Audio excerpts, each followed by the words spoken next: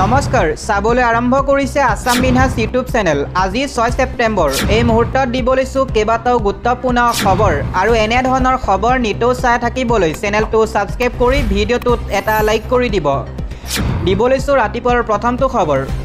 যিকোনো সময়ত 34টাকৈ শক্তিশালী বোমাৰে কপাই তুলিব মায়ানগৰী মুম্বাই। 34টাকৈ মানৱ বোমাই কপাব মায়ানগৰী মুম্বাই। 34খন গাড়ীত 400 কেজি RDX সংস্থাপনৰ দাবী। বোমা সংস্থাপনৰ দাবী কৰি পাকিস্তানী সন্ত্ৰাসবাদীৰ তৰফৰ পৰা প্ৰেৰণ কৰা হৈছে এই ভাবুকি। পাকিস্তানী সংগঠন লস্কৰী জেহাদীৰ পৰা প্ৰেৰণ কৰা হৈছে এই ভাবুকি। সন্ত্ৰাসবাদীৰ ভাবুকিৰ লগে লগে মুম্বাই আৰক্ষীত লাগিছে হাহাকাৰ। অনন্ত চতুৰ্দশী আৰু ঈদে মিলাদৰ মাজতে মুম্বাইত লাগিছে হোৱা দোৱা। অজ্ঞাত নম্বৰৰ পৰা হোৱাটছএপত এই ভাবুকি লাভ কৰিছে মুম্বাই আৰক্ষীয়ে।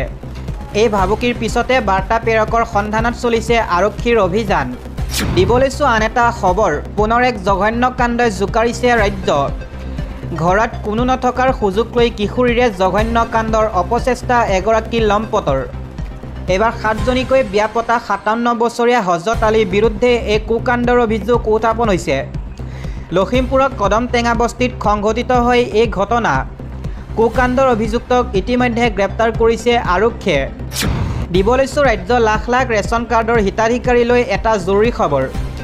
আপুনি এই মাহৰ ৰেচন সংগ্ৰহ কৰিলে নে নাই? EKYC নকৰা গ্ৰাহকে নাপাব ৰেচন কাৰ্ডৰ চাউল। যদিহে আপুনি ৰেচন পোৱা নাই তেন্তে শীঘ্ৰেই কৰি লওক EKYC। 1 ছেপ্টেম্বৰৰ পৰা চলি আছে অন্ন সেৱা সপ্তাহ। নতুন নিয়মৰে সংগ্ৰহ কৰক ৰেচন কাৰ্ডৰ চাউল। ৰেচনৰ দোকানে চাউল কমকৈ দিলেই অথবা দোকান বন্ধ ৰাখিলেই দিয়ক অভিযোগ। যদি আপোনাৰ কোনো অভিযোগ দিব লগা থাকে তেন্তে ডাইল কৰক 180034536111। ফোন নালাগিলে মেছেজ কৰিব পাৰিব এই নম্বৰটোত। হেল্পলাইন নম্বৰ 1967তো কল কৰি দিব পাৰিব অভিযোগ। নিৰ্দেশ অমান্য কৰিলে সুলভ মূল্য দোকানীৰ বিপদ অনিবাৰ্য। ৰেচন সংগ্ৰহ কৰিবলৈ ইপোষ্ট মেচিনত দিব লাগিব ফিংগাৰপ্ৰিণ্ট। সজাগতাৰ বাবে ৰেচনৰ দোকানে দোকানৰ সন্মুখত আঁৰিব লাগিব ফলক। নিয়ম ভংগ কৰিলে দোকানীৰ বিৰুদ্ধে লোৱা হ'ব শাস্তিমূলক ব্যৱস্থা। দিব লৈছো আন এটা খবৰ। ADRৰ প্ৰতিবেদনত পোহৰলৈ আহিছে দেশৰ মন্ত্ৰী বিধায়কৰ কুকাণ্ডৰ অভিযোগৰ তথ্য। দেশৰ 47% মন্ত্ৰীৰ বিৰুদ্ধেই আছে অপৰাধমূলক গোচৰ। দেশৰ 653গৰাকী মন্ত্ৰীৰ 302গৰাকীৰ বিৰুদ্ধে আছে অপৰাধমূলক গোচৰ। 174গৰাকীৰ বিৰুদ্ধে হত্যা ধৰ্ষণৰ ভয়ংকৰ অভিযোগ পোৱা গৈছে। গুৰুতৰ অভিযোগ থকা 174গৰাকী 136গৰাকীয়ে হৈছে BJPৰ। সমান্তৰালকৈ কংগ্ৰেছৰ 45গৰাকীৰ বিৰুদ্ধে আছে গুৰুতৰ অভিযোগ। কেন্দ্ৰীয় মন্ত্ৰীসভাৰো 29গৰাকীৰ বিৰুদ্ধে আছে অপৰাধমূলক গোচৰ। ADRৰ প্ৰতিবেদনত উন্মোচিত হৈছে এই ভয়ংকৰ তথ্য। দিব লৈছো আন এটা গুৰুত্বপূৰ্ণ খবৰ। ভাৰতত কোনো হিন্দু বিদেশী নহয়। ভাৰতবৰ্ষত কোনো হিন্দু বাংলাদেশী নহয়। হিন্দু সভ্যতা উৎপত্তি হোৱা হিন্দুস্থানত হিন্দু বিদেশী নহয়। সনাতনী সভ্যতাক বিশ্বাস কৰা হিন্দু বিদেশী নহয়। হিন্দুক সংৰক্ষণ দিয়াটো আমাৰ ৰাষ্ট্ৰীয় কৰ্তব্য। নিজৰ শত্ৰুক চিনি পাব লাগিব অসমীয়াই। কোনো সনাতনী ভোটাৰ বিদেশী হ'ব নোৱাৰে। মাদানীৰ দৰে ব্যক্তি আহি অসম জ্বলাই যায়। শত্ৰুক চিনি নাপালে দ্বিতীয় কাশ্মীৰত পৰিণত হ'ব অসম। BJP থকালৈকে মাদানী নেৰেটিভ অসমত নচলিব। খিলঞ্জীয়াক আমি উচ্ছেদ নকৰোঁ। হিন্দুক বাংলাদেশী সৌজ শক্তিক এই হুংকাৰ প্ৰদান কৰিছে দিলীপ শইকীয়াই। দিব লৈছো আন এটা খবৰ। আধাৰ কাৰ্ডক লৈ ডাঙৰ ঘোষণা কৰিছে মুখ্যমন্ত্ৰী হিমন্ত বিশ্ব শৰ্মাই। এতিয়াৰ পৰা 18 বছৰৰ ওপৰত কোনো লোকে অসমত নাপাব আধাৰ কাৰ্ড। ছেপ্টেম্বৰৰ ভিতৰত আধাৰ নোপোৱাসকলে কৰিব পাৰিব আবেদন। ST/SCৰ কাৰণে এবছৰ সময়সীমা বৃদ্ধি কৰা হৈছে। কেৱল জিলায়ুক্তইহে প্ৰদান কৰিব পাৰিব আধাৰ কাৰ্ড। জিলায়ুক্তই SB আৰু ফৰেনাৰ্ছ ট্ৰিবিউনেলৰ ৰিপৰ্ট ল'ব লাগিব। আধাৰ জৰিয়তে এতিয়াৰ পৰা কোনোৱে নাগৰিকত্ব ল'ব নোৱাৰিব। আধাৰ কাৰ্ডক লৈ মুখ্যমন্ত্ৰী হিমন্ত বিশ্ব শৰ্মাই কৰিছে এই ডাঙৰ ঘোষণা। দিব লৈছো আন এটা খবৰ। যদি বাংলাদেশী অসমত আছে পঠিওৱাৰ সাহস কিয় নাই? মুখ্যমন্ত্ৰীক এনেদৰে আকৌ ধমক প্ৰদান কৰিছে মাদানীয়ে। নিজক হিৰো বুলি কোৱা মুখ্যমন্ত্ৰীয়ে মই যোৱা গমেই নাপালে। 24 ঘণ্টা পাৰ হোৱাৰ পিছতহে খবৰ পায় মুখ্যমন্ত্ৰীয়ে। মুখ্যমন্ত্ৰীয়ে ভাষণত কয় এটা কৰে এটা। ভাষণত কয় বাংলাদেশী, ন্যায়ালয়ত কয় উচ্ছেদকাৰী। প্ৰথমতে নিজৰ স্থিতি অটল কৰক হিমন্ত বিশ্ব শৰ্মাই। এনেদৰে মন্তব্য কৰিছে মেহমুদ মাদানীয়ে। মুখ্যমন্ত্ৰীৰ লক্ষ্য হৈছে সকলো মুছলমানক বাংলাদেশী সজোৱা। বেদখল হ'লে উচ্ছেদ কৰাটো জৰুৰী, কিন্তু ন্যায়ালয়ৰ নিৰ্দেশনা অনুসৰি সকলো মুছলমানক বাংলাদেশী কোৱাটো উচিত নহয়। নিবনুৱা সমস্যা, অন্যান্য সমস্যা গাপ দিবলৈ মুখ্যমন্ত্ৰীয়ে কৰিছে এই উচ্ছেদ। যদি বাংলাদেশী অসমত আছে, পঠিওৱাৰ সাহস কিয় নাই? বাংলাদেশী কোৱাৰ আগতে প্ৰকৃত প্ৰমাণ ৰাজহুৱা কৰক।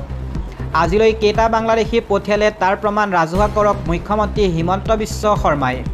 অসম ভ্ৰমণৰ পিছতে এইদৰে পুনৰ মুখ্যমন্ত্ৰীক আক্ৰমণৰ লক্ষ্য কৰি লৈছে মেহমুদ মাদানীয়ে। দিব লৈছোঁ আন এটা খবৰ। কাৰো গোলাম হৈ জীয়াই নাথাকে মুছলমানসকল। ভোট খুজিব অহা নেতাক সংখ্যালঘুৱে দিব পহুখেদা। এই মন্তব্য আমচুৰ। কাৰো গোলাম হৈ জীয়াই নাথাকে অসমৰ মুছলমান। ভোট খুজিব অহা নেতাসকলক সংখ্যালঘুৱে দিব পহুখেদা। সংখ্যালঘু বিপদৰ সময়ত মাত নমতা নেতাক দিয়া হ'ব ৰাজনৈতিক প্ৰত্যুত্তৰ। সংখ্যালঘু ৰাইজৰ কাঠগড়াত থিয় দিব লাগিব এইসকল নেতাই। 2024 নিৰ্বাচনৰ পূৰ্বেই আমচুৱে প্ৰদান কৰিছে এই হুংকাৰ। মুখ্যমন্ত্ৰীৰ নিৰ্দেশত গুলী কৰি শেষ কৰা সকলৰ কাষত কোন কোন থিয় হ'ল? সংখ্যালঘু প্ৰতাৰণা কৰা কংগ্ৰেছ, AIUDF বিধায়ককো দিয়া হ'ব প্ৰত্যুত্তৰ। দিব লৈছোঁ আন এটা খবৰ। অসম চুক্তিক ধূলিসাৎ কৰিলে বিজেপিয়ে। মন্ত্ৰীসভাত থকা গৰু চোৰ, ভোট চোৰ, মাটি চোৰক ধৰাৰ কাম চলি আছে। এই মন্তব্য সাংসদ গৌৰৱ গগৈ। উপৰাষ্ট্ৰপতি নিৰ্বাচনত কংগ্ৰেছ দলৰ সমৰ্থিত বিৰোধী ইণ্ডিয়া মিত্ৰজোঁটৰ প্ৰাৰ্থী অৱসৰপ্ৰাপ্ত ন্যায়াধীশ বি সুদৰ্শন ৰেড্ডীক অসমত আদৰণি জনাবলৈ পাই সুখী হোৱা বুলি উল্লেখ কৰে অসম প্ৰদেশ কংগ্ৰেছৰ কমিটিৰ সভাপতি তথা সাংসদ গৌৰৱ গগৈয়ে। আজি গুৱাহাটীত অনুষ্ঠিত এখন সংবাদমেলত দেশৰ উপৰাষ্ট্ৰপতি নিৰ্বাচনৰ অন্যতম প্ৰাৰ্থী বি সুদৰ্শন ৰেড্ডীয়ে অংশগ্ৰহণ কৰি অসম তথা উত্তৰ পূৰ্বাঞ্চলৰ সাংসদসকলে তেখেতক আদৰণি জনোৱাৰ বাবে কৃতজ্ঞতা প্ৰকাশ কৰে। অসমৰ সাংসদ গৌৰৱ গগৈ, প্ৰদ্যুৎ বৰদলৈ, ৰকিবুল হুছেইন, ৰাজ্যসভাৰ সাংসদ অজিত কুমাৰ ভূঞা উপৰি মণিপুৰৰ সাংসদ AK আৰ্থাৰ, নাগালেণ্ড সাংসদ SS জেমিৰ সংবাদমেলত উপস্থিত থাকে। সাংবাদিকৰে হোৱা মুখামুখিত অসম প্ৰদেশ কংগ্ৰেছৰ সভাপতি গৌৰৱ গগৈয়ে কয় যে অসম তথা উত্তৰ পূৰ্বাঞ্চলৰ সাংসদসকলে দেশৰ গণতান্ত্ৰিক প্ৰমূল্যক শক্তিশালী কৰিবৰ বাবে অৱসৰপ্ৰাপ্ত ন্যায়াধীশ বি সুদৰ্শন ৰেড্ডীক সমৰ্থন জনোৱাৰ বাবে তেখেত গৌৰৱান্বিত হৈছে। উত্তৰ পূৰ্বাঞ্চলৰ সাংসদসকলৰ লগতে দেশৰ বিভিন্ন ৰাজ্যৰ সাংসদসকলে ইণ্ডিয়া মিত্ৰজোঁটৰ সন্মিলিত প্ৰাৰ্থী বি সুদৰ্শন ৰেড্ডীৰ প্ৰতি সমৰ্থন আগবঢ়াইছে। উপৰাষ্ট্ৰপতি পদৰ প্ৰাৰ্থীগৰাকীয়ে দেশৰ সকলো ৰাজ্য ভ্ৰমণ কৰি সমৰ্থন লাভ কৰাৰ পিছত আজি অন্তিম দিনা উত্তৰ পূৰ্বাঞ্চলৰ সাংসদকেইজনৰ লগত বাৰ্তালাপ কৰি প্ৰথমখন প্ৰস্তাৱৰ আগবঢ়ায়। সংবাদমেলৰ পিছত সাংবাদিকৰে হোৱা বাৰ্তালাপত সাংসদ গৌৰৱ গগৈয়ে কয় যে অসমৰ ৰাইজৰ আগত কংগ্ৰেছ দল আৰু গৰু চোৰ, মাটি চোৰ আৰু ভোট চোৰ ধৰাই দিবৰ কাৰণে সাজু হৈছে। মন্ত্ৰীসভাত গৰু চোৰ, ভোট চোৰ, মাটি চোৰ সোমাই আছে। সেইবোৰক উলিয়াই ৰাইজৰ আগত দেখুওৱাৰ দায়িত্ব আমাৰ আহি পৰিছে। বিজেপি অহংকাৰী দল হিচাপে নিজৰ পৰিচয় আগবঢ়াইছে। সেইবোৰ তেওঁলোকৰ দুমুৰীয়া চৰিত্ৰ ওলাই পৰিছে। অসম চুক্তিৰ আধাৰত তেওঁলোক 6 নং দফা ৰূপায়ণ কৰাৰ কথা কয়। আনফালে অসম চুক্তি নখ্যাত কৰি নতুন আইনৰ যোগেদি অসমৰ ৰাইজৰ ওপৰত বিদেশী জাপি দিয়াৰ দৃষ্টতা কৰে।